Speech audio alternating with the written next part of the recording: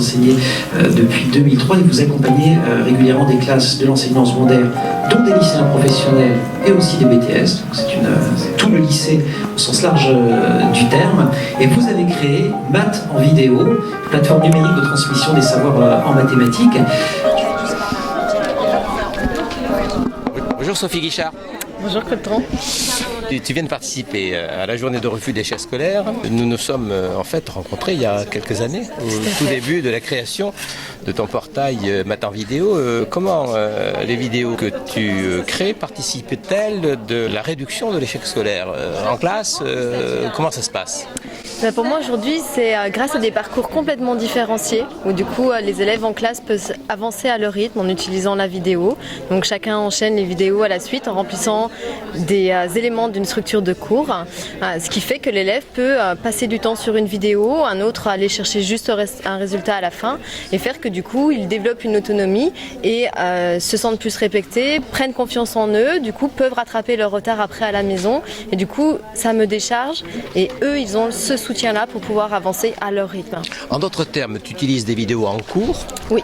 Les élèves les utilisent de façon individuelle ou en petits groupes. Oui. Et de toute façon, ça te libère pour être disponible pour accompagner certains élèves, personnaliser ton enseignement. Tout à fait. Parce que du coup, effectivement, étant dégagé d'une partie de transmission ou de correction au tableau, je peux effectivement passer auprès des élèves.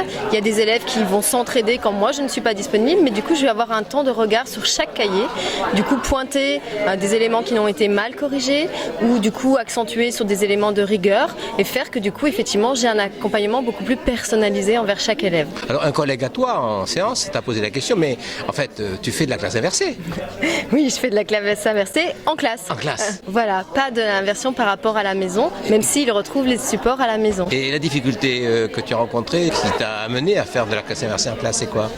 C'était de me rendre compte que si je me demandais aux élèves d'étudier ça à la maison, eh bien, il y avait un accès à l'internet qui pouvait être difficile.